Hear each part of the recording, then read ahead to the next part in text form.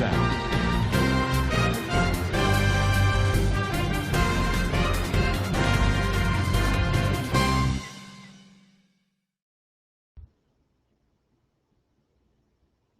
Good evening, everybody. How are you guys? We have a good stream now. Our main story tonight, as we wait for some people to get in, is going to be out of Nigeria. We're going to watch a video, but 317 schoolgirls are missing in Nigeria. That is going to be our main story. We have two other stories to get to before that, but like I said, we're going to let some people get in. I hope everybody is having a good day. I know it's just another week done in this COVID era that all seem to keep blending together.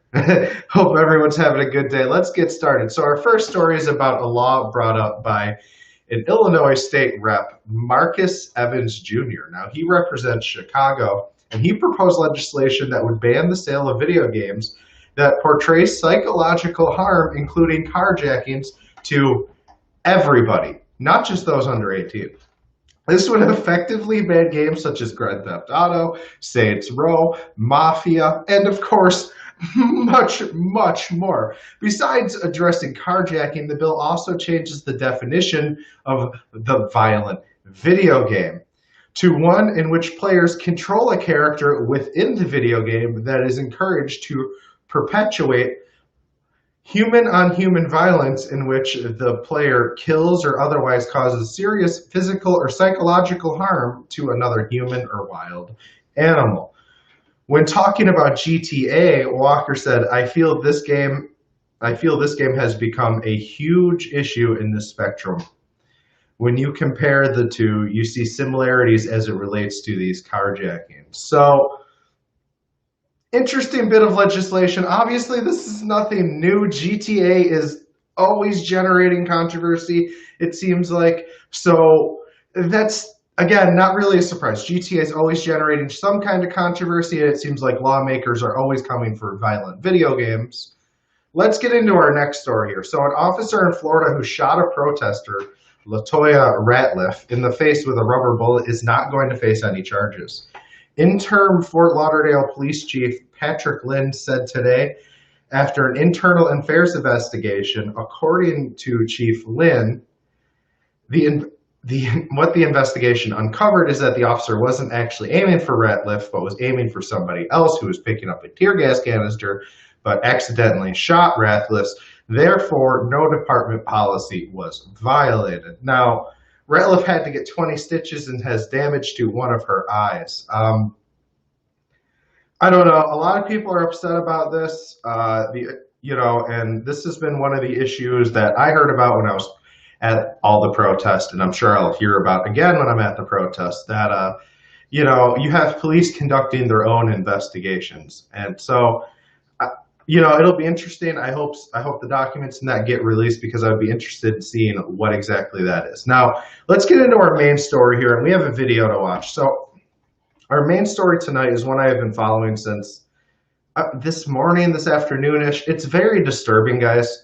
Now, this story comes out of Nigeria, where 317 schoolgirls were taken.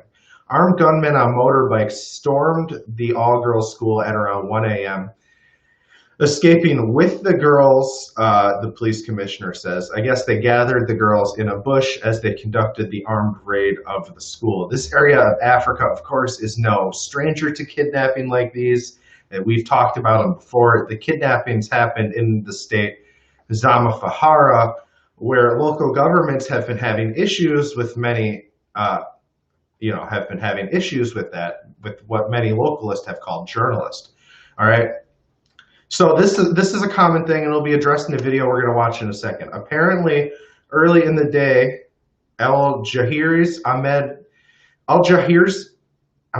have issues saying their name. Al Jazeera's, the news agency, is Ahmed Idris, says the state government has worked with bandits and criminals in the past, and early that day before the raid happened on the school, apparently some heavily armed bandits, as they were described, were turning their weapons over to the state. All right, and another resident, Masuka Masua Muspata said the gunmen also attacked a nearby military camp and checkpoint, preventing soldiers from being able to interfere with the gunmen while they were attacking the school. All right, now I'm going to pull up this clip for you guys from the DW, and this guy explains very well, and we'll talk a little bit more after this, but this guy explains very well what exactly is going on. Do we know who these kidnappers are and what they want?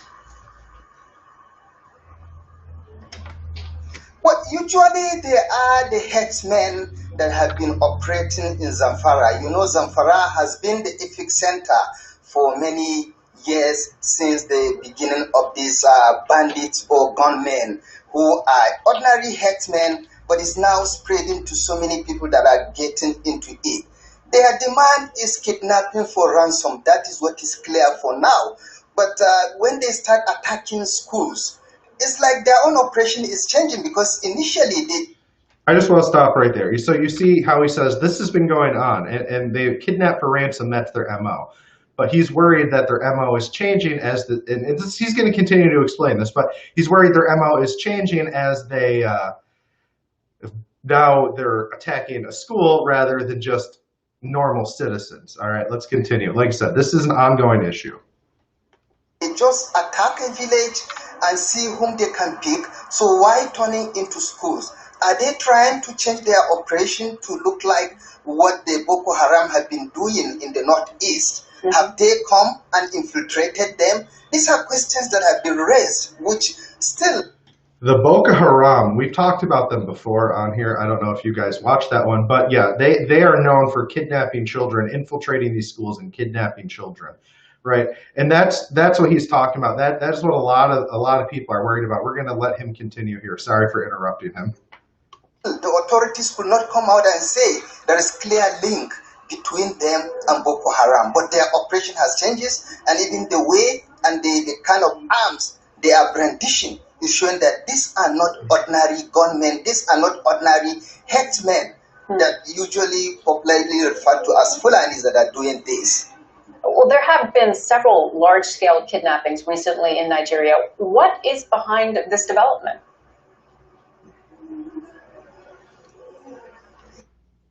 So we're going to stop it right there. And basically, you know, kidnapping of children, these kidnappings of schools, in 2014, there was around, I believe, 270 children taken from a school in Nigeria. And not all of those girls were recovered yet. Now we have 317 taken. And guys, this is horrible. And these are things that really get undercovered and we should be talking about, because while it's fun to talk about some of this other stuff that I see making the news cycle, this is a very serious issue when you're talking about children who can't even go to school and feel safe. And not only does this create an issue for children not feeling safe in school, but now what if parents don't send their children to school, right? It's not just the children who got kidnapped. You might be stealing future from these children now whose parents won't send them to school. And it's just worrying that there's parts in the country or parts of the world, I'm sorry, where these things keep happening. And guys, we need to keep talking about, we need to keep raising awareness about these kind of atrocities that keep happening, because children are our most important asset. I don't care what country you're in. Children are the future. Children are the most important asset. That's why we need to educate them right. That's why we need to make sure they're taken care of. And when we have 317 schoolgirls going missing from a school in Nigeria, that should be headline news everywhere. And the fact that it's not is actually disturbing to me. Because, again, just all kinds of issues. And this, I know it's kind of commonplace in Africa, and it's horrible to say. Boko Haram, one of the groups, is notorious for kidnapping children from school buildings. And guys, these are things that we need to talk about, because these are things me and you might never have to deal with in everyday life, right? Thankfully, we are lucky.